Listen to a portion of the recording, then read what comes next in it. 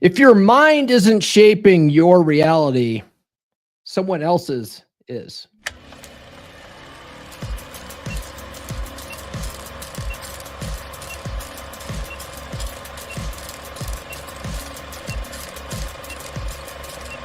We're going live. We'll do it live. This is the Come On Man podcast. And here's your host, Paul Bauer.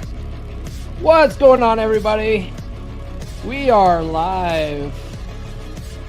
And I forgot to do the TikTok thing again. Hold on. Laws of the universe. Here we go. Universe. All right. Setting up a TikTok live is kind of a pain, guys. I don't know if you've ever had to do it. It's kind of a pain. You got to do all sorts of stuff. There we go. Got to do a green screen effect because that way you can sell your book and never look at the screen. That's what we're doing here. All right, we'll go live there. All right, cool. All right, let's talk about it today. It's Friday, baby. We're going to have a fun show. I wanted to bring back some of that woo-woo. It's been a while. If you guys are new to the channel, I used to do woo-woo Wednesdays, and it was really fun, but, you know, the manosphere doesn't like the woo-woo that much, and I am all about that chick crack, baby. I am all about that chick crack. And so I realized, too, though, that a lot of what we talk about in woo-woo Wednesdays really is, you know, a frame discussion disguised as spirituality or something like that, right? So I decided to stop doing a dedicated woo-woo Wednesday because it was overlapping too much with Frame Friday. And frame really is a topic that we talk about a lot in this space. And I was like, why don't I just save the woo-woo for Fridays? So, but I haven't done it in a while. But we're going to keep it focused on some alpha shit, right? Like alpha. Man, I said the S word before the 8-minute mark. Guys, send super chats, all right? But we're going to talk about it from a frame perspective and try to keep the woo-woo to a minimum today. If you guys are new to the channel, my name is Paul Bauer, and I help men level up and get better with women. And the funny thing about that is that it tends to make us better men in all areas of our lives. Now, that being said, you've been told to control the frame in relationships, but how can you if you don't even know what your mind is doing behind the scenes? Most men are living life on autopilot. They're emotionally reactive. They're swayed by others, and they're soft in their core. Frame isn't about posture or tone. It's about your operating system, and it's being hacked every single day. But what if I told you there's a forgotten system, thousands of years old, that reveals how your mind, your emotions, and your interactions really work? That by mastering it, you unlock your mental fortress and no one can breach it. Stick with me, and by the end of this episode, you'll walk away with a blueprint that not only makes you unshakable, but makes others want to be inside your frame. All right? Now, before we get into it, do be sure to like, subscribe, hit those notifications. I do have new episodes every Monday, Wednesday, and Friday without fail. If you guys can't watch these live, you know, that's what the replays are for. You guys can also tune in on your favorite podcast platform of choice. I'm on iTunes. I'm on Spotify. I'm on all the good ones. If you guys are watching live right now, do sound off in the live chat. I want to hear from you. Plus, whenever you guys say something in the chat, even if it's your favorite emoji, it doesn't matter. It helps boost us in the algorithm, gets us in front of more men. And then, for the love of God, send some super chats. And since we are talking about the woo-woo today, if you guys send a super chat, you guys get the woo-woo super chat video. Unless you send $10 or better, right? If you send $10 or $20, you get the $10 or $20 super chat videos. But if you guys, you know, send a ducat or two, you guys get the woo-woo Wednesday video. Do you guys remember what that is? It's been a while. All right, guys, let's talk about how your mind is the master key. The first thing we're going to talk about is how reality is not objective, right? Your perception is the filter to your reality, right? Now, we often talk about this like, hey, we're talking about the real world here. We're talking about reality, right? Well, if you think about your girl's perspective, her reality is totally different from your reality. And you're like, no, reality is reality. Nah, Reality's perception. From her perception, everything's based on feelings and emotions and how everything makes her feel. And that's how she views the world. You view it from some of that, but also you try to look at things a little more, rationally. You try to anyway, right? But it's how you see the world is how the world shows up to you, right? Two people can look at the same thing and look at it completely differently. You see where I'm going here? Every emotion you feel stems not from events, but from the meaning that you assign those events. Think about that for a minute. Now, a lot of guys in this space, this is a good analogy here, right? A lot of guys in the space hear the word hypergamy, and they look at it like it's this evil thing. Oh, these evil hypergamous women, and women will never love you truly, right? They're always after something. But another guy can look at it like, well, that's just their evolutionary wiring, and you could actually work with that. That actually makes sense why they're doing that. So how do I use that to my advantage, right? It's the same thing, but we have different perceptions of it. So our reality of it is different. See where I'm going here? The mind generates your reality. Now, this is where we get into the woo-woo, right?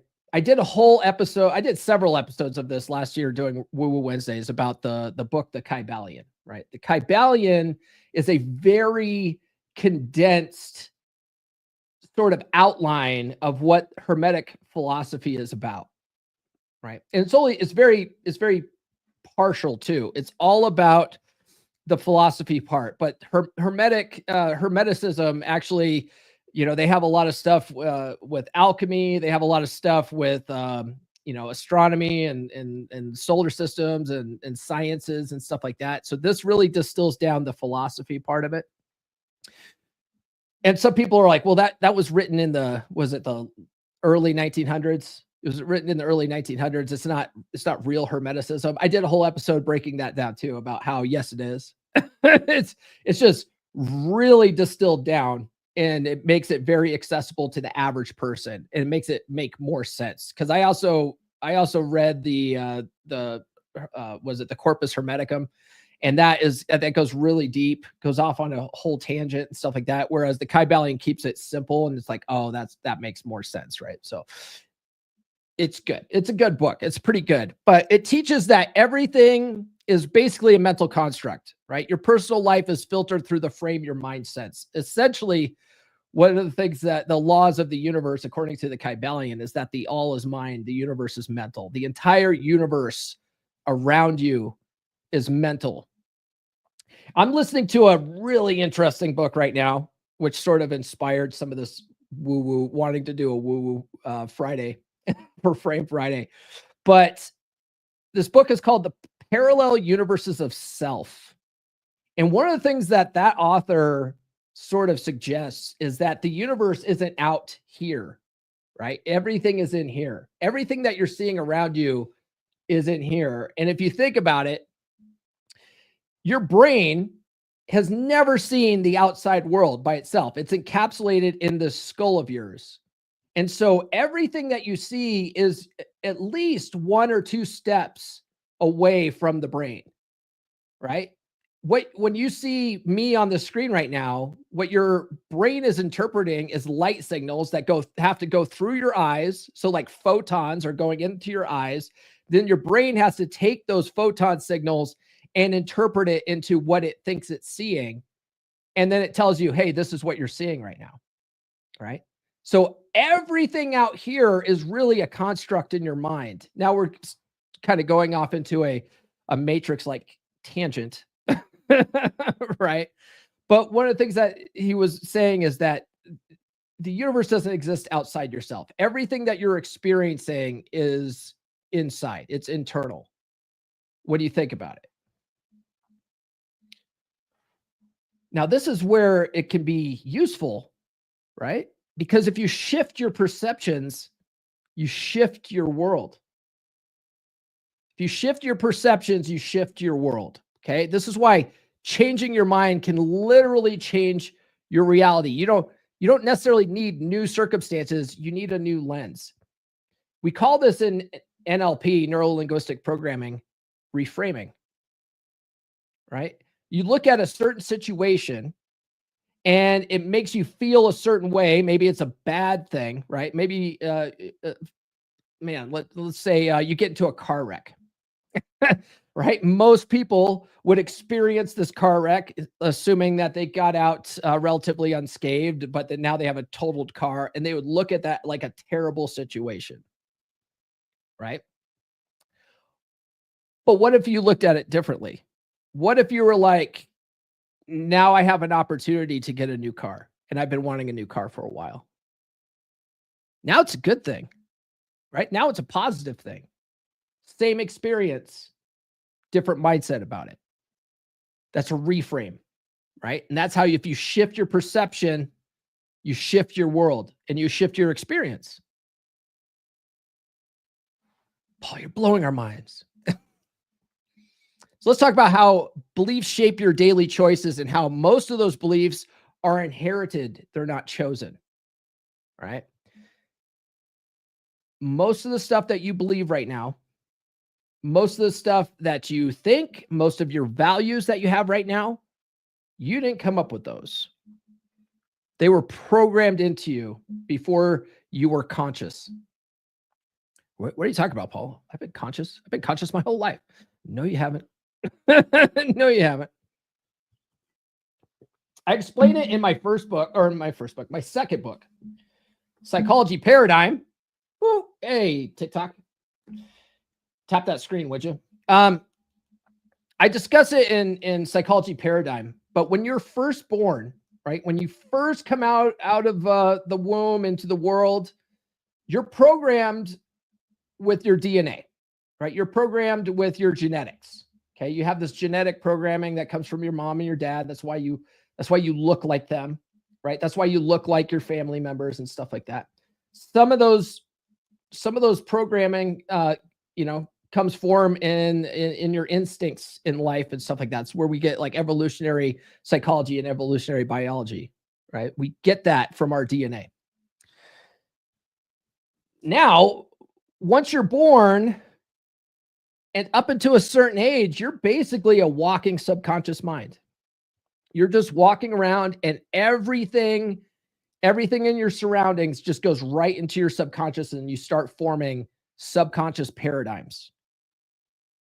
This is why children are able to learn languages very quickly.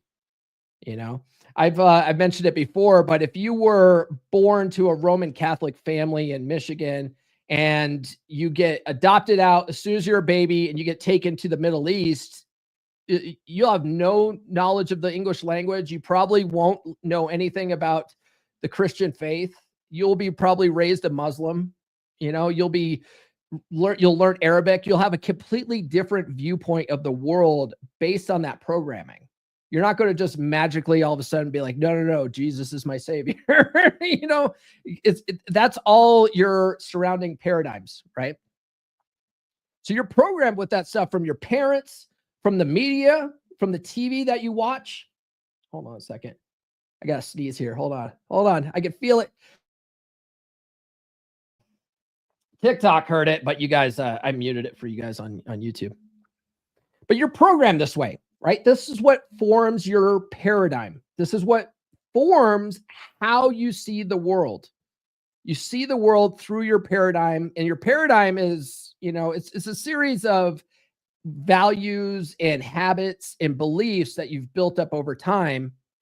And anything that challenges your paradigm, you're going to fight against it. You're going to be like, no, that's not true. I could be born a Christian in Michigan and taken to a Muslim country. I would still know. I would still know in my heart of hearts that Jesus is my savior. No, you wouldn't. No, you wouldn't. Okay. So here's another thing that you need to think about. And this really comes out in Thor's book, Thor's new book, The Superhero Inside. If you do a search for the essential skills of a masculine presence on Amazon, you can find Thor's new book. You can also find psychology paradigm. It's a part of that series, right? But Thor's new book talks about this, right? He talks about the concept of the Ubermensch, which is a funny word, but basically the overman, the ultraman, the highest version of yourself. And one of the things, and he got this concept from Nietzsche. He talks about it in his book, right? But he talks about how if you don't question your paradigm, it becomes your prison, right? Most men live in mental cages someone else built. So one of the things that Thor invites you to do in his book is to sit down and really evaluate all of your values, all of your beliefs, and every single one of them. Take an inventory and go, who programmed that into me? And do I really believe that? Who programmed that into me? And do I really believe that? And if you do, great. There's no problem there, right? But if you're like, I don't know about that. Now you got to figure out what are your values? What do you value? What do you believe? And then go with that. And then he also talks about coming up with your own personal code of conduct that you do no matter what, right? It doesn't matter if it's popular. It doesn't matter if people don't like it. You're going to do this. This is your code of conduct. To hell with everybody. This is what you're going to do, right? He talks about that kind of thing too. But you've got to examine your beliefs sometimes. Why do you believe what you believe? And who programmed that into you? And does it serve you? Right? Some people have negative paradigms about, with based on various beliefs that don't serve them at all. I've done lots of episodes on that too, where if you look at religion, a lot of people have negative paradigms that were programmed into them based on their religion that keeps them from having healthy relationships. It keeps them from having, a healthy sex life because they're told that sex is evil or whatever. And so they feel very uncomfortable doing it. And especially women, especially are berated for their sexuality and they're shamed for it. And so a lot of times you'll get these like really ultra conservative Christian girls that will hold out until marriage. And then when they finally do it, when it's actually acceptable under God, they still can't perform because to them, it's still bad. It's still a sin, right? Pleasures of the flesh. It's a bad thing. That is what I'm talking about, and that's why realities are different for different people. Because I might say that to you, like, hey, sex is this bad thing, this evil sin. And you look at it going, no, it's a wonderful thing. It's a thing that brings people closer together. It actually keeps relationships healthy and alive. What are you talking about? Do you see where I'm going with this? Okay, cool. Now here's something that's very woo-woo, right? But it's also very practical. The mental transmutation of your energy, right? That's your power. That's a superpower. Mental transmutation of energy, right? The Kabbalion teaches that by changing the vibration of thought, you change the reality that it creates. Okay. So how does that work? Well, the Kabbalion talks about one of the laws of the universe that it talks about is the law of polarity. The law of polarity basically says that we often see things on opposite ends of the spectrum, right? Like cold versus hot, good versus evil, red pill versus blue pill, right? But what the Kabbalion says with the law of polarity is that all opposites are the same. They just differ in degree. All truths are but half truths, right? It's got a whole saying behind it. But basically, if you think about it, hot and cold are not, it's not like the same as black and white. Even black and white isn't the same as black and white, right? It's not binary. Hot and cold exists on a spectrum, right? As you start going, the temperature starts cooling, it's still warm, it's still warm, it's still warm, and then it starts getting cooler, ice cold, right? That's a whole spectrum there. So how do you transmute your energy if your viewpoint is a certain way or if you're experiencing a certain emotion? Let's say that you're very angry about something, because this will speak to the hearts of men, because we totally default to anger. Things piss us off. Were you pissed off yesterday about anything? Did something piss you off? I just like saying that over and over again because I hear guys say it a lot, right? That pissed me off, man. I was really pissed off about that. Which is funny because in England they say pissed, right? Oh, he got pissed last night. And in America, being pissed means you're angry about something, but in England, being pissed means you're drunk, right?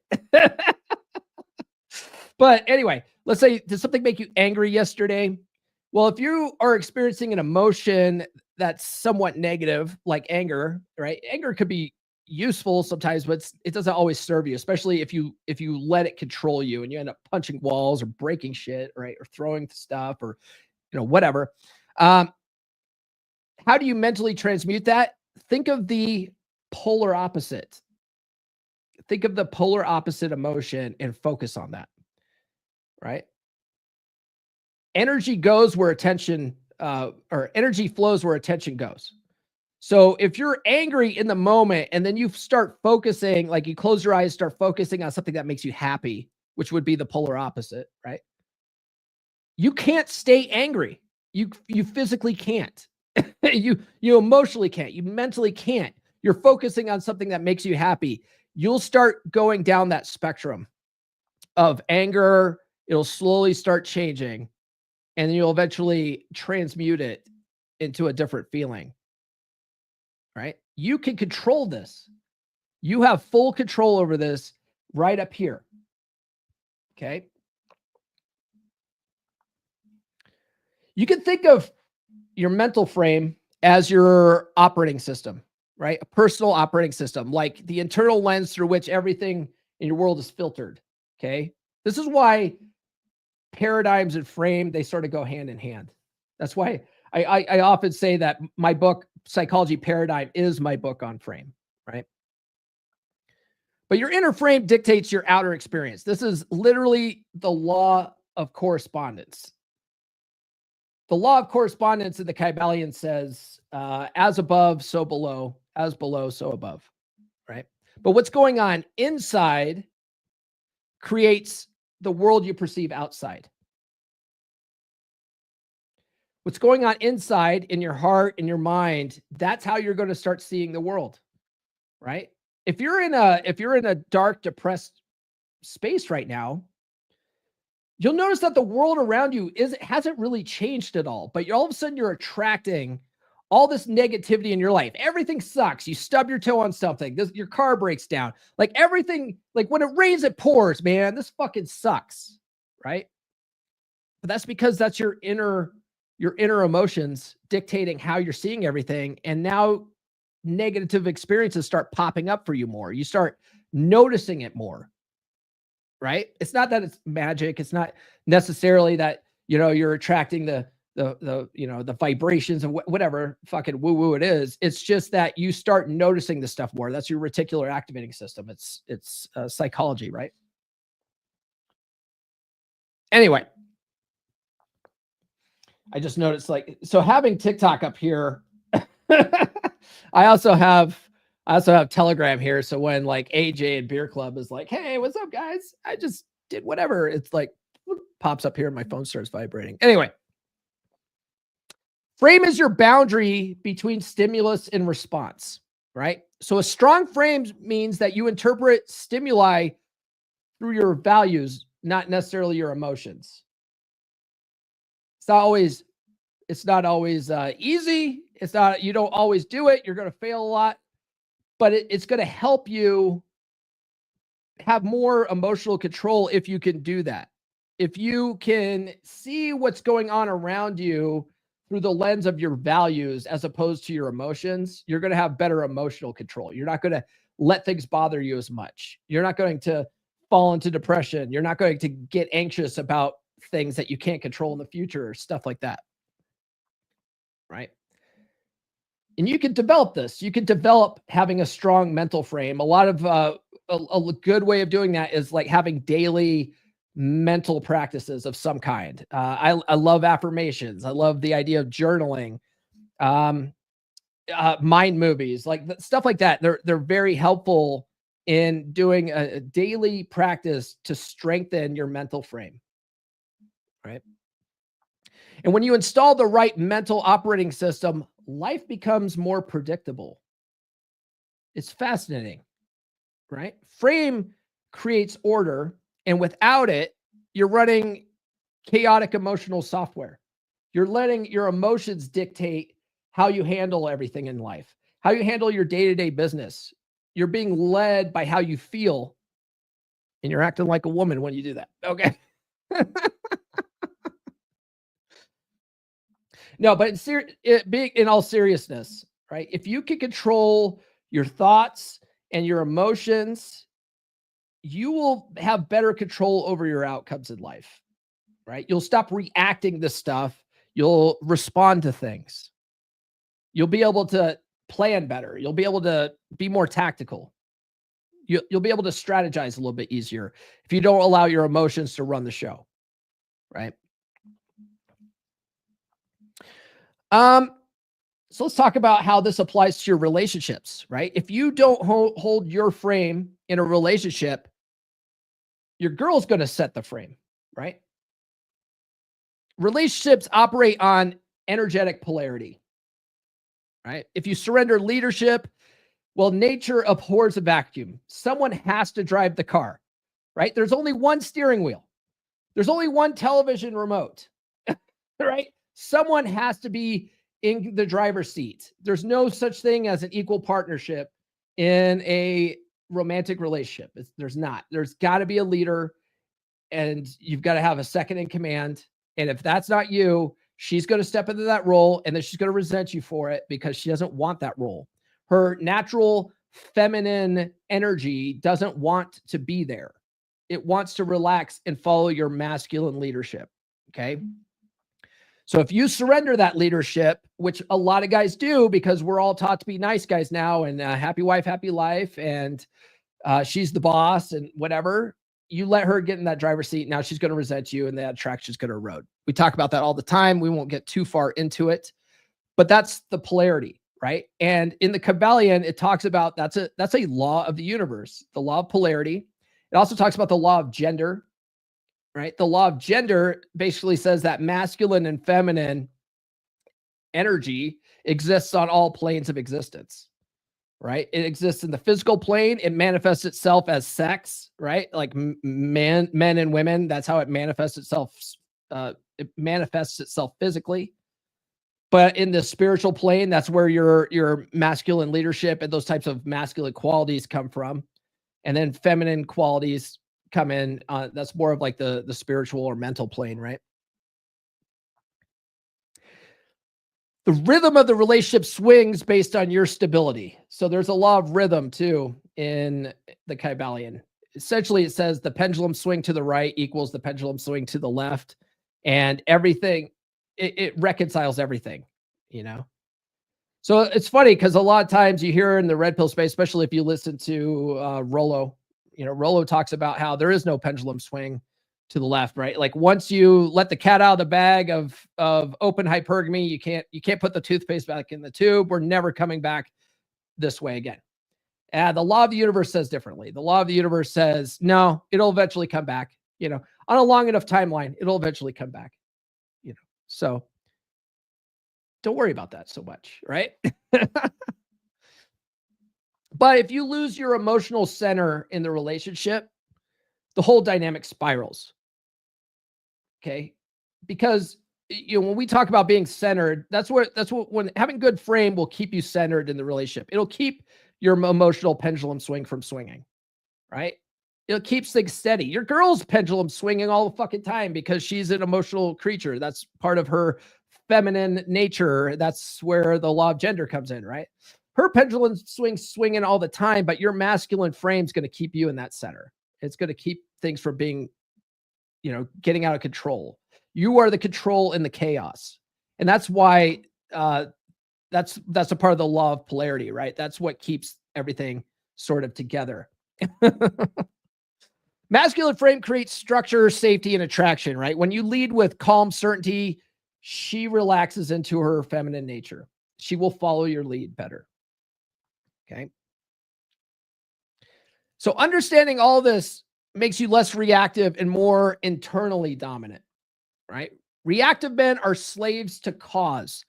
Dominant men are the cause. So this talks about the Kybalian's law of cause and effect. right? Every effect has a cause. Every cause creates an effect. Anything that can't be explained is really just the law of cause and effect not recognized, because sometimes you can't see what the cause was when you see an effect. So sometimes people look at that like it's a miracle. Now there's always a cause and effect, always, right? That's the law of cause and effect. It's a universal law. So the Kybalion says every effect has a cause. And when you're unaware, you're probably on the receiving end of that cause and you're being affected by it, right? So you want to be the cause. Dominance is internal regulation, not external control. So your vibe that you put out there, right? Your vibration, that sets the tone. You want to have the vibe that sets the tone in your relationship. That's what Thor talks about when he talks about having a dominant masculine presence. He says women will refer to it as the vibe because they could feel it. They could feel it. But that, if you want to talk about the law of vibration, you're literally putting out a vibration out there that she could feel. All right. That's, you want to have the vibe that you're setting the tone and leading. You want to be calm because a person who's calm is perceived as being in control. And if you can't be calm and you're frantic and you're controlled by your emotions, that's going to signify chaos. You're going to put the vibe of chaos out there. Women are already chaotic. So if she sees that you're chaotic, that's going to make her even more chaotic and she can't relax. You understand? So she needs you to be the rock. She needs you to have she needs you to be mentally cool under pressure. That's one of the reasons why they test you all the time. See if you'll be that guy for her, right? Most guys fail that. Mental mastery creates emotional sovereignty. When you understand the laws, you can use them. It's the same thing as red pill praxeology. When you understand how it all works, you can use it. You can use it to your advantage. A lot of guys use it as an excuse to give up. Why I should never even try. That's why I don't like talking about statistics on the channel, right? The dating app statistics and whatever, the divorce statistics. I don't like talking about that stuff because a lot of people use those statistics as reasons to give up on stuff, as opposed to understanding it and going, okay, well, how do I strategize around that now that I have that information, right? When you understand the laws, you can use them. You don't get tossed by the tide. You actually are the guy that's steering the ship, right? Now, here's something to think about. What if I told you there's a hidden map to how the world really works? And it's the same map the great leaders, seducers, and warriors have used since ancient times. What if I told you that? While you're pondering that, follow me on social media. The links are in the description. I'm on all the good platforms. Get on the email list, list.comeonmanpod.com. Get the free ebook, She's Made You Weak. And it talks about the beta-tization process and how attraction erodes over time in a relationship. I'll also mail you some free stickers. If you don't want the stickers, just put don't want stickers in the address field and I won't waste a stamp on you. But you can get that at list.comeonmanpod.com. And then I have 3 books out. Books.comeonmanpod.com. What we're talking about a lot on Fridays is Frame Fridays. And my book on Frame is Psychology Paradigm. It's a part of the Essential Skills of a Masculine Presence series. You guys can get that on Amazon or Audible. The link's in the bio there, TikTok. Let me play a commercial for Psychology Paradigm, and then we'll get back to the topic at hand today. Where is that at? Here it is. Have you ever felt like something's holding you back in your relationships? Like you're always on the back foot, struggling to connect with women? You're not alone. Many men are taught to be weak, to defer, to play small around women by their upbringing, by society, by the very world that shaped them. But what if you could break free from the invisible chains that have held you back? What if you could rewrite the script, reprogram the paradigm that's been running your life? This is your chance to step into the man you were always meant to be. In the Essential Skills of a Masculine Presence, Psychology Paradigm by Paul Bauer, the first book in R.P. Thor's groundbreaking series, you'll learn how to understand and transform the paradigms that have shaped your life. You'll discover how to develop a dominant masculine presence, one that commands respect, inspires trust, and brings fulfillment to your relationships. Don't wait for life to change on its own. Take control. Order your copy of The Essential Skills of a Masculine Presence Psychology Paradigm now on Amazon. Available in hardcover, paperback, or on Kindle. This is more than a book. It's your roadmap to a life of purpose, strength, and success. Make the decision today. Reprogram your life and step into the man you were meant to be. All right, man, we got a lot of people in the chat today. Nurse Chick's in the house. She says, good morning, gentlemen. Happy official hump day. I'm going to give her this one. I'm so naughty. Because she is. I'm going to come. And it is Friday, and she's coming back tonight. So that's true. That is a factual statement. CW says, morning, gents and Nurse Chick. Official hump day. Indeed. Yes, today is official hump day. And Brother Ed says, every day. I think he meant every day is hump day. Dondra says, let's fucking go. Kamal says, inject that woo-woo straight into my veins. But it's Frame Friday. Wait, just read the description. We are doing woo-woo Frame Friday. Yeah, well, yeah. It's about frame, but I'm sprinkling a little woo-woo on it. Kamal says, John, we're sprinkling some woo-woo in the tetrahedron. Keep your mind movie in frame. Yes. Okay. Let's see what else we got here. I'll get to the super chats here in a second. It's Freaky Fridays, you British cigarettes. Thus spake Zarathustra. What is that? I don't know what you're talking about. Okay. We got some super chats here. Let's get Alex Patino, $5. He says, BCS, the Janissaries were not exposed to Turkish clan and intertribal politics. They were loyal only to the Sultan until they got comfortable. Oh, that probably goes hand in hand with this first one here. Hold on. Let's get this one. Alex sent a $10 super chat. He says, here's an example of programming for X. For example, the Janissaries of the Ottoman Empire, they were Christian children taken from their families, were trained to be soldiers, only the best made. Okay. And then he says, BCS, the Janissaries were not exposed to Turkish clan and intertribal politics. They were loyal only to the Sultan until they got too comfortable. Oh, okay. So hold on. So Alex sent a $10 super chat. He's not a beer club brother, but it is Woo Woo Friday. So I'm going to give him this. Magic. And he also gets, for the $5 super chat, I'll also give him this one here. I'm just going to say it. This guy fucks. Am I right? He definitely fucks for that. Okay. Brother Ed, $10. Let's protect our mental fortress. Let's do that by looking at some bouncing titties.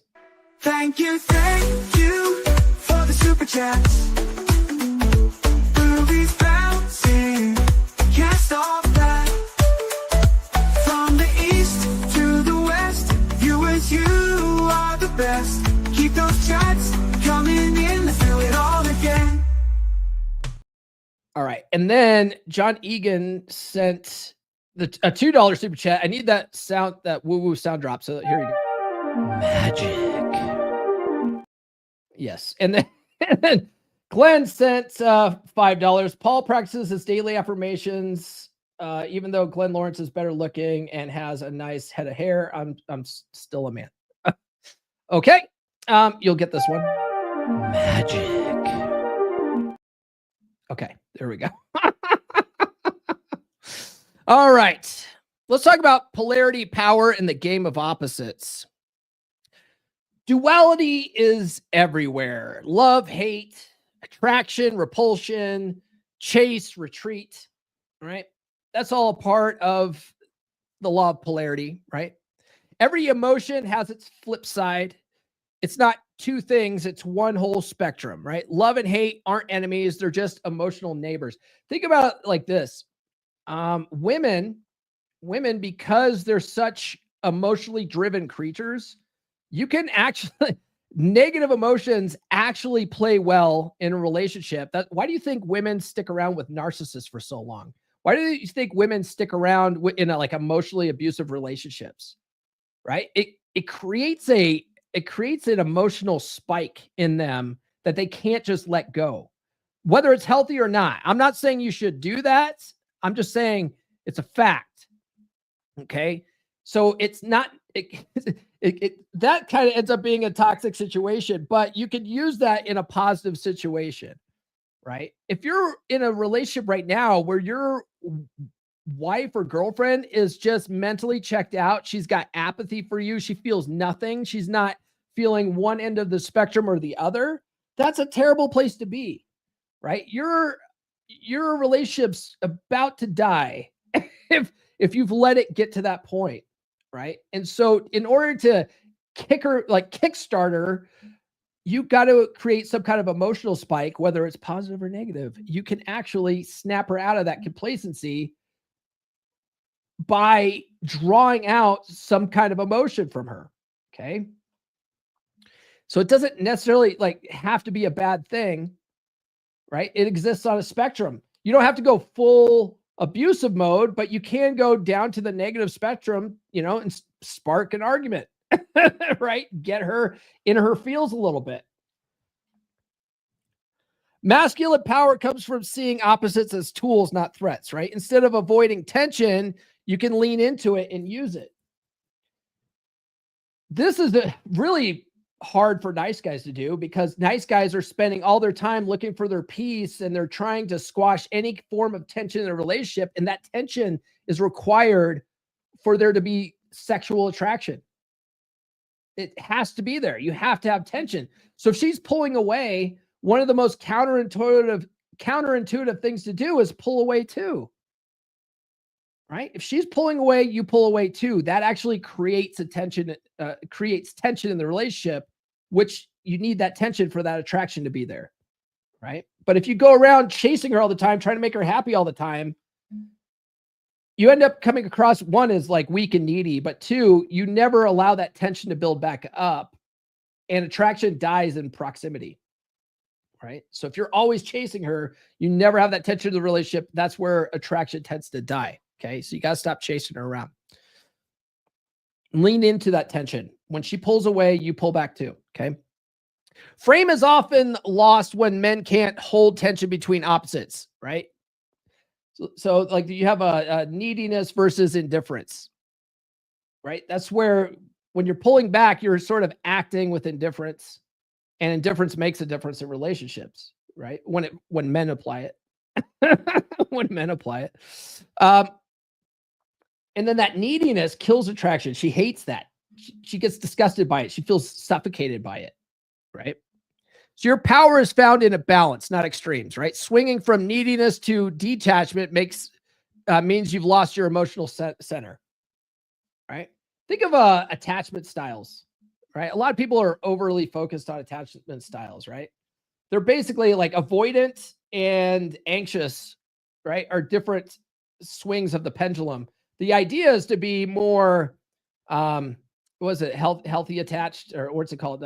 Secure attached, right? Secure attached, right in the middle, where you're not bothered by what they're doing. A lot of what we talk about in the red pill space about building your sexual market value, about what women find attractive, what they don't, will naturally bring you back to a more securely attached style. It will make you more securely attached. If you work on all the stuff, you work on your mental frame, all that kind of stuff will make you more of a securely attached person. That's why I don't like to put my focus on attachment theory, because it's not deterministic. A lot of people are like, oh, if you're an avoidant, you're always an avoidant. You're not always an avoidant. Okay. You can work on that. You can be more securely attached. And you do that by working on your own sexual market value. And then you'll find that other people naturally respond to your sexual market value. And so, if they're avoidant, if they're anxious or whatever, if you work on your frame and your sexual market value, they can relax and they'll end up being more securely attached too. It's almost like you're attracting it. Isn't that weird? It's so weird. Women test to feel your ability to hold tension, right? They want to know, that you won't crack under emotional fluctuations. I often say women don't want you climbing on their emotional roller coaster with them. And a lot of guys think, oh, she wants me to be more emotionally available. That means she wants me to like feel her emotions with her. No, when women say, I want you to be more emotionally intelligent or more emotionally available, basically they want to be able to have you be a sounding board of their emotions, understand their feelings. They don't give a shit about about your feelings, right? So as long as you understand that and go, okay, cool. All right, fine. I'll save that stuff for the boys or my coach, right? You don't have to worry about that anymore, and you can be more steady in the relationship. You can allow her to have her emotional chaos, and then you're the calm in the storm, you know? Frame equals the still point amidst duality, right? If she's fire and you're water, you don't have to evaporate or freeze. You can contain it, right? Law of neutralization. So think about this. One of the things that the Kybalion talks about is the law of rhythm and the pendulum swing. And basically they talk about how, you know, there's chaotic events going on in the world. Well, one of the things that they talk about is what they call the law of neutrality. The law of neutrality is where you have so much control over your mental state and your emotions that you're able to rise above the chaos. You're able to rise above the pendulum swing, and the pendulum swing doesn't impact you, right? Essentially, you work on your mental frame, and then no matter what's going on in your life, you know, your boss is a dick, your wife's a bitch, all this kind of stuff, you're not impacted by it because of your mental strength and your ability to control your emotions and how you see things and your ability to reframe situations, all the stuff we talked about in the beginning, right? Essentially plays into what they call the law of neutrality, which allows you to rise above the chaos because you're operating from a higher plane of existence when you're operating in your mental frame, right? You're not impacted by the physical world around you. And that's where your mental reality creates your perception of the world around you, right? If you can control that, everything else you perceive won't be that bad. Everything will be coming up aces, right? Being dominant versus acting dominant. This is polarity in practice. So acting dominant, this is usually fear-based compensation, right? It's low vibration masculinity, force without gravity. Essentially, if you're trying to act like an alpha male, right? This is why women are really good at this shit. They're really good at sniffing this out. That's why they shit test you. That's why women shit test you. Because a lot of guys, when women first meet them, guys put on this sort of facade. They put on this act. They put on they're on their best behavior. They're trying to act more, more attractive, but that's not who those guys are at their core. So women will do little tests, and a lot of it's subconscious. They'll poke at you, they'll dig at you, they'll make fun of you, they'll say something mean to you or whatever. And if they can knock you off center, they know, well, you're just acting. You're just acting like this guy, right? You're not congruent. Your words don't match your actions. And then they lose attraction. And then you're like, well, she's just being a bitch, right? No, it's a part of their evolutionary psychology and biology and their hardwiring. They will do this to make sure that the guy that they're with is the guy that they, that's the best possible option. That's going to be good provider that can protect them, protect her and her offspring. And she needs to know that you're not a guy that gets easily shaken, right? So that's where being dominant is a state of internal alignment. Internal alignment, which means that your actions match your internal paradigm. You're aligned, right? Your mental paradigm creates your actions create your results in life. Well, if you're in a perfect alignment, you're going to act this way because it's really who you are. You understand?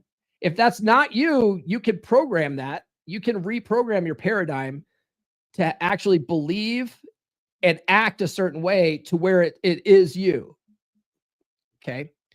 So you got to understand being dominant and actually being in alignment with it will show up as calm, certain. You don't flinch. You're unshakable, right? And she'll test you, and you don't fail her tests because you know how to handle them properly. All that stuff can be developed. right? But she could sense it when you're acting. Your frame is felt. It's not, you don't have to express it, right? You don't declare your masculine dominance. You don't declare, you don't say that you don't walk around saying you're an alpha male. In fact, if you do, anyone who does walks around and talks about how they're an alpha male. Man, that's so cheesy. It's so cheesy, right? But people could sense this sort of thing. People know who you are, who you say you are by your actions. Your frame, your actions speak louder than your words, right? Like when you walk in a room, if you've truly developed that dominant masculine presence that Thor talks about, people feel it. When you walk into a room, they like the music stops and they look over at you, right? You emanate it. That's why Thor says it's like a vibe, right? If you want to get woo-woo about it, the law of vibration says you're actually putting out that energy and people can feel that energy, right? Application in relationships, the one who holds the strongest frame, usually strongest polarity holds the frame, right?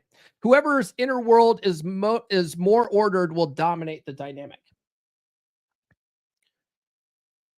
It's not necessarily about money or muscles. It's about your inner clarity. All right. Partially about muscles. But look at guys like Owen Cook. You guys know who Owen Cook is? Owen Cook was one of the founders of our Real Social Dynamics, RSD. If you guys ever read the book, The Game by Neil Strauss, Owen Cook in the book, his name is RSD Tyler Durden. Right.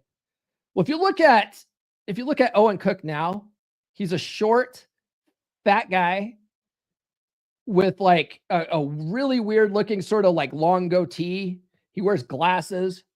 He's not conventionally attractive by any means, you know, but the guy gets chicks and he's got millions of dollars and all this kind of stuff because of his frame when it comes to talking to women and stuff like that. Right.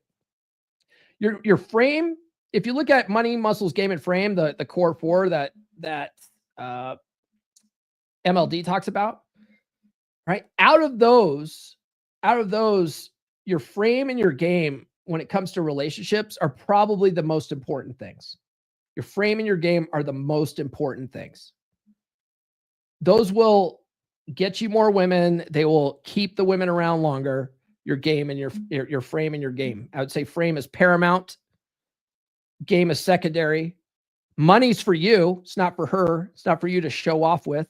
So having your money just makes you more relaxed and be able to live your life more comfortably. That's for you. And then your muscles is just, your physical health, your overall physical health and appearance is helpful, but your game and your frame are what's going to help you the most in your relationships. Let's see here. If she feels your center is stronger. Yeah. So if you have a good alignment with the stuff, right? Good alignment with your paradigm that you are this guy, you have strong frame, you have good control of your emotions and stuff like that. She's going to feel it. She's going to feel it when your center is stronger and she'll subconsciously align to it. That's just her feminine nature, right? Feminine energy responds to that polarity. It doesn't want to lead. It wants you to lead. So if you are that guy and you step into that role, she'll naturally want to follow that lead. That's her nature, right? You don't kill your emotions. You polarize them towards discipline, right? One of the things that we talk about in the space a lot is like stoicism and being in control of your emotions. A lot of people are like, no, men need to express themselves more. They need to be more emotional. There was a guy, he was on, Rolo showed a clip from this guy. He's got a big channel. I don't even know what this guy's name is, but he was talking about crying and how men need to cry more. And it just feels better to cry and all this stuff. And that kind of stuff goes viral because masculine traits disguised as feminine traits are the only way society will celebrate masculinity, right? If it looks like something that women do.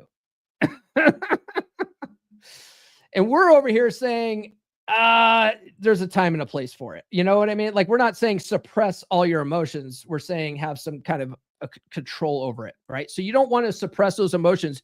You want to transmute those emotions, right?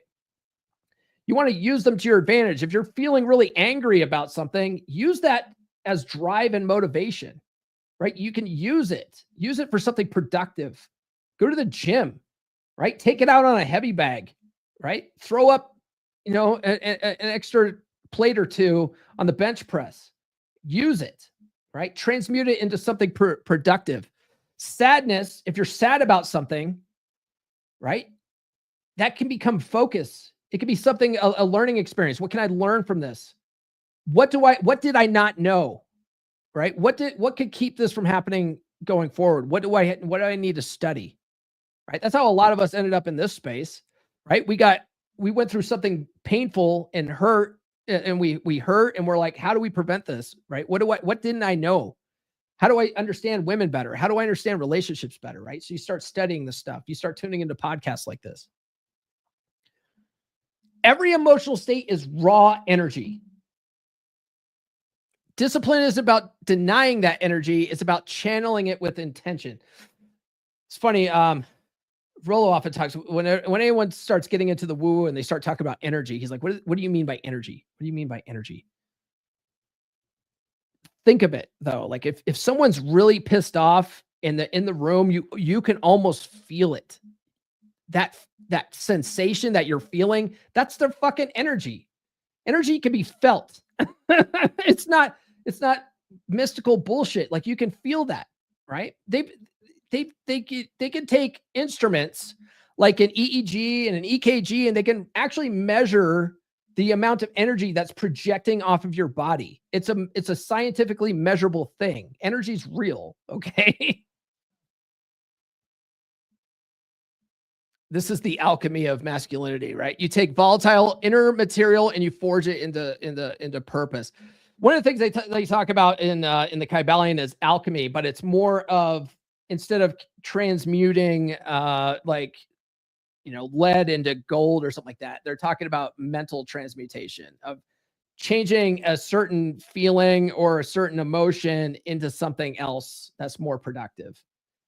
And you can do that. You can control all of that with your mind. And that internal polarity creates a gravitational pull, right? When you stop chasing, your energy becomes the thing that others want to chase. It naturally sort of gravitationally pulls people into you when you're not out pursuing everybody else, when you let go of that attachment to outcome. This is just the surface, though. In the next part, we're going to go deep. The tools, the structure, the laws that govern every movement of your mind, every outcome in your life. Before we get into that, though, guys, do consider joining Beer Club. beer.comeonmanpod.com. It's a good group of guys. We just got several new members over this last week. I don't know what's going on, but it's like all of a sudden people are just now hearing about Beer Club. It's been around for like a couple of years now. Get in Beer Club, okay? We're talking about expressing your emotions. You don't want to do that around your girl. Having a good group of guys to bring your problems to, that's where to do it, because guys solve problems, right? Women tend to cause problems. And then, guys, if you need help in your relationship, maybe you're in a dead bedroom situation right now, maybe you're heading towards divorce and you want to avoid it at all costs because, you've got tens of thousands of dollars in legal fees. You've got years of alimony. Sometimes you're paying tens of or hundreds of thousands of dollars in alimony and child support. Not to mention, you usually have 7 years of grief after, right? Mental grief, and you have to go to counseling and all this kind of stuff. Divorce isn't as simple as dump that bitch, bro. It's a whole entire life's change that impacts every area of your life. It's in a very negative way. If you want to avoid that at all costs, let's book a call with me. Okay, go to call.fixdeadbedrooms.com. All right. Let's talk about building your unshakable frame. We'll try to get through this really quick because we're taking a long time here. Your frame has a frequency. This is the law of vibration, right? Everything you do, say, or even feel has a has a vibe to it that people sense before you even speak, right? And the Kabbalion says it's one of the laws of the universe, the law of vibration. It's a hermetic principle of the universe, right? And it basically says that nothing rests, everything moves, everything vibrates. If you think about it at a quantum level, that's true, right? Everything is energy at the end of the day. What's fascinating is when you start looking at some of these quantum science theories, whether they apply to law of attraction or not, just the theories that are coming out from these theoretical physicists is fascinating. And some of the stuff has been proven, right? So one of the things that they talk about is how every particle in the universe exists as a particle and a waveform or a wave of energy simultaneously. Simultaneously, it's either or. And what changes it from energy into a particle is an observation, the observer effect. And the way they proved that was they had this thing called the double slit experiment, where they sent I think it was like photons, right? And they had a wall or some kind of like, I don't know, yeah, wall. We'll say a wall with two slits.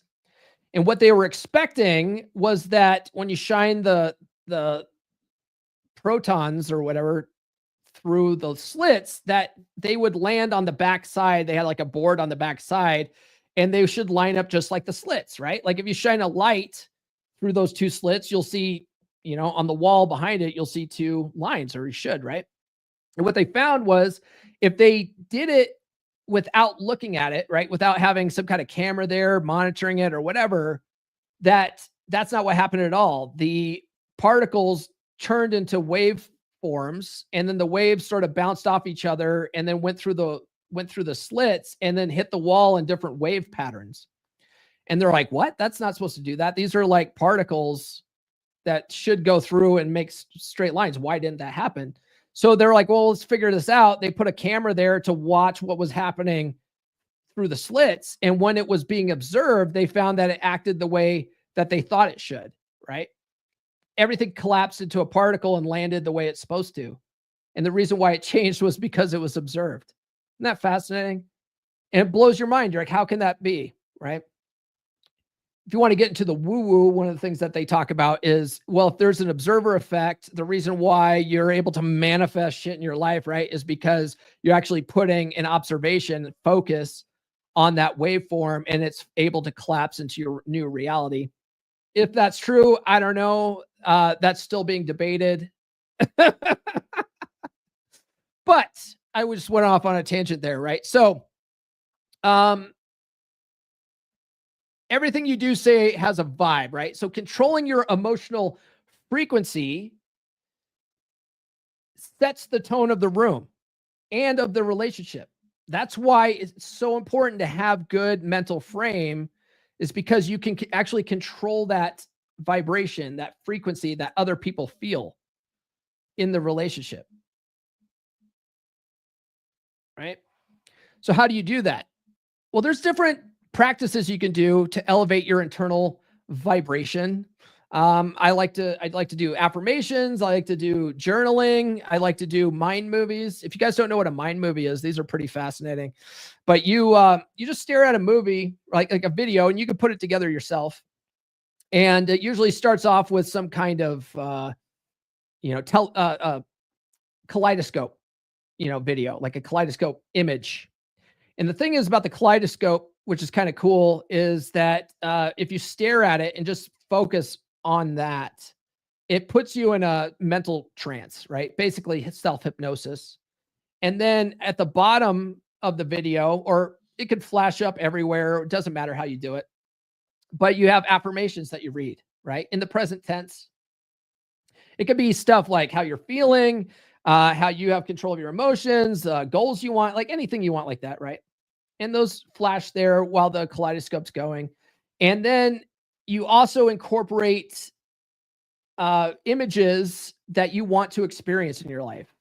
You know, so if you want happiness, you might have a video of someone dancing and having a good time. If you want to attract the love of your life or something like that, maybe you have like an image of two couples walking hand in hand. If you want to travel the world, you have pictures of, you know, exotic places and stuff like that. And every time these pictures come up, you have these, you know, affirmations that you're reading.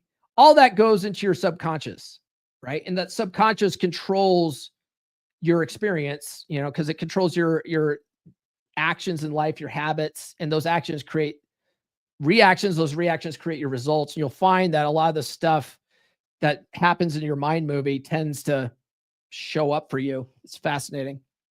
You're basically programming your mind to expect this reality, and it starts acting that way. Once your mind believes something's true, it tries to make it true. Rhythm and emotional regulation. Emotions ebb and flow, right? Frame gets shaky when men mistake downswing for failure. You know, something doesn't happen the way you expect it to, and you get all depressed and you feel you're a failure. A good way to change that, right? Reframe that is to not look at things as winning and losing or success and failure. Look at it like winning and learning, success and a learning experience, right? And how rhythm teaches emotional detachment. That we talked about it earlier, the law of neutrality. Essentially, if you can control how you perceive things, how you look at things, if you can reframe things, you're not so impacted by the ebbs and flows of life, you know. Let's talk about causation and responsibility. Every cause has an effect. There's no such thing as random. If your relationship's in chaos, what can you do about it? What are you unconsciously doing that might be causing some of this stuff?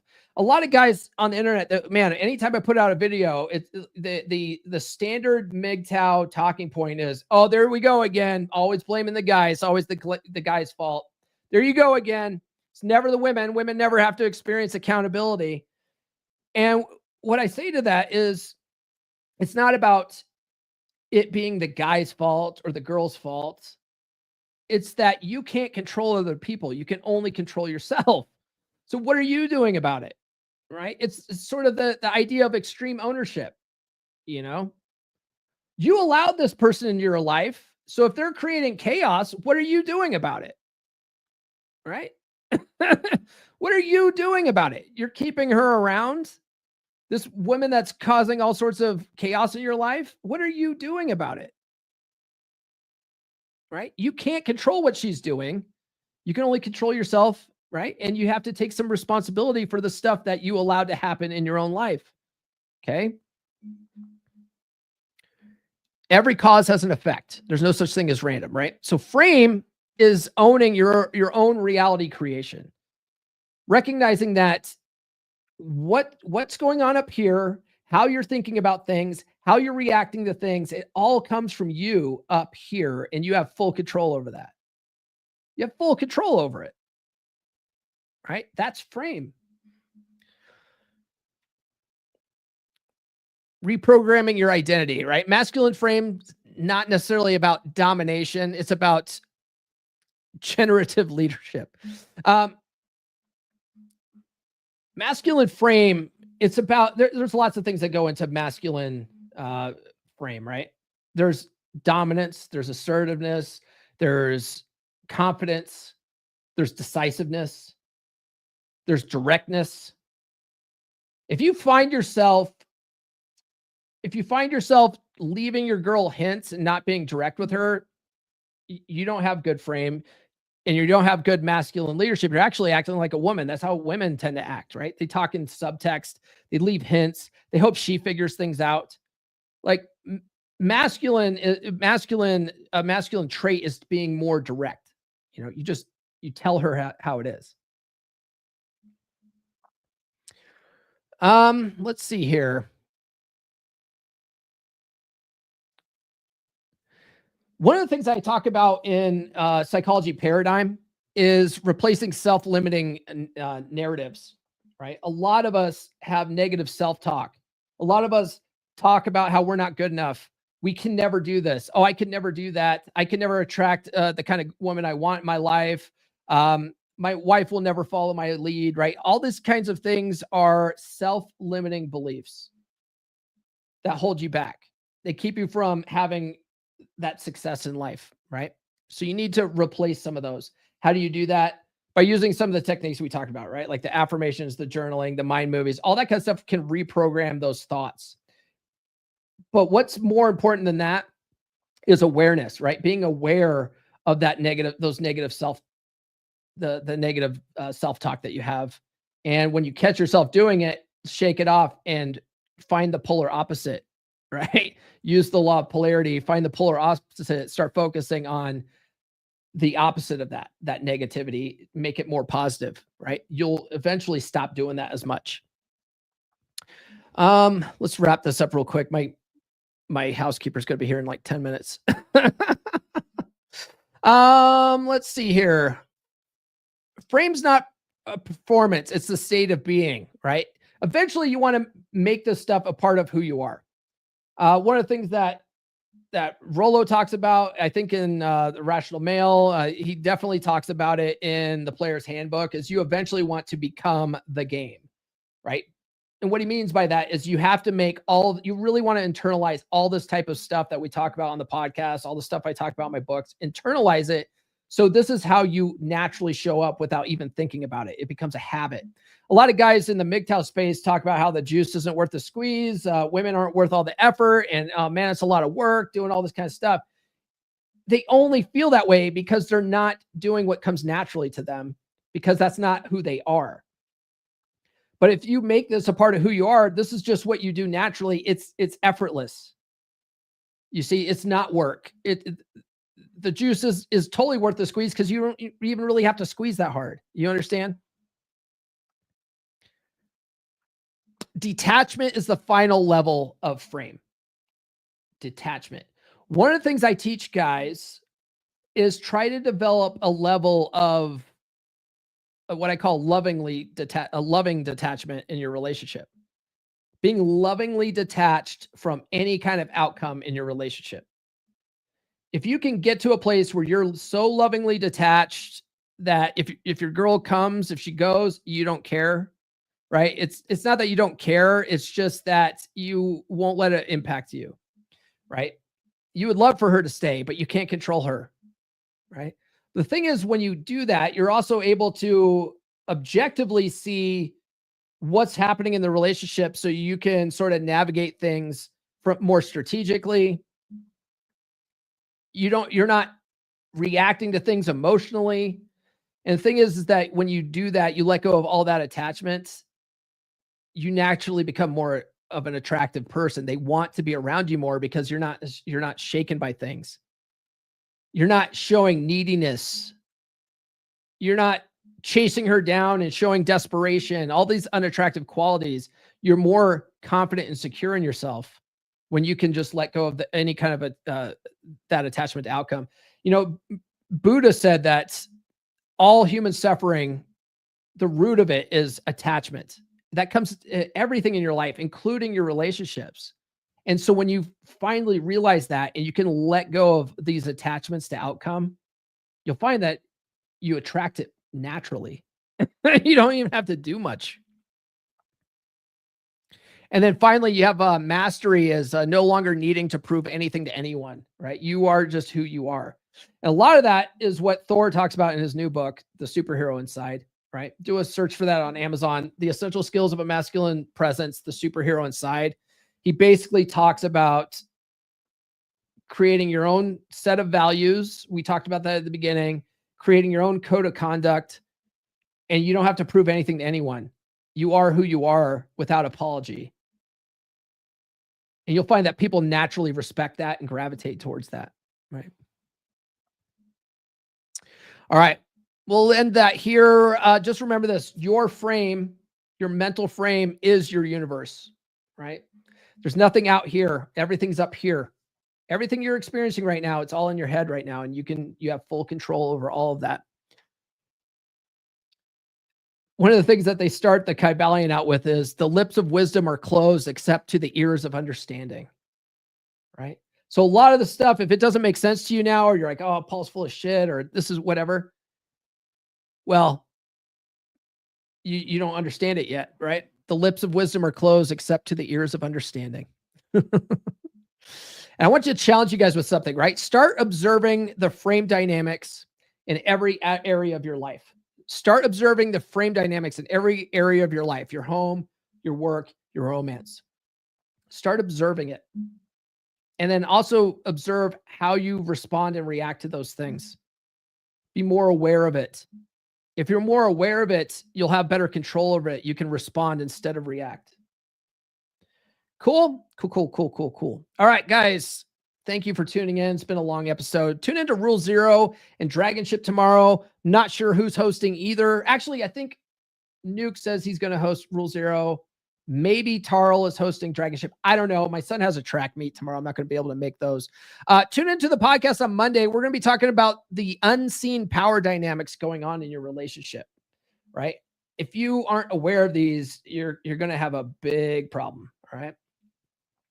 Let's see here. Oh, hey, John Egan sent a $5 super chat. Just to get all the videos and make sure you are demonetized. Okay, yes, we didn't do the booty shaking video, so I'll give you that one, John. Here you go.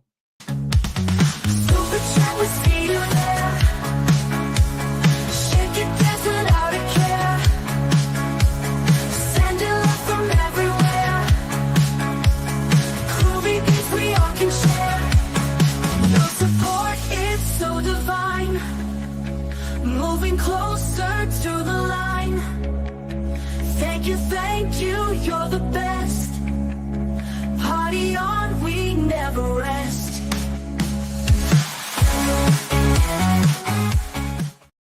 All right. Thanks for that, man. Appreciate that. Let's hide that comment. Oh, what do we got here? What the fuck is this magic clip? Well, it's woo-woo. We're talking about woo-woo shit, Erkin. Jeez. John says 14 people watching on YouTube and only 4 likes. Dude, there's 37 people watching right now, John. I don't know how many people are watching on YouTube, but there's 37 people watching. There should be at least 37 likes. Let's see here. All right. That's all we got, guys. So be sure to like, subscribe, hit those notifications if you haven't done so already. And thanks for everyone that sounded off in the live chat. If you guys are watching the replay, drop a comment below, your favorite emoji. All that kind of stuff helps boost us in the algorithm. Thanks for the super chats today. Man, you guys were really generous. I really appreciate that, guys. And follow me on social media. The links are in the description. Get on the email list.comeonmanpod.com. Get the ebook, She's Made You Weak. And then all my other full-size books are available at books.comeonmanpod.com. We talked a lot about psychology paradigm today. Get that one. It's a part of the Essential Skills of a Masculine Presence series where, that Thor created. So you have books from Rafe Deantor. You have AJ Matthews. Thor just released one. Glenn Lawrence has one that's not fucking canon until he fixes the goddamn cover. It's not canon, bro. It's not canon. Get in Beer Club, beer.comeonmanpod.com, and then coaching's available if you go to call.fixdadbedrooms.com. That's all we got. We will see you guys on Monday. Where the hell is it? Here it is. This has been the Come On Man podcast. Now, go out and get it.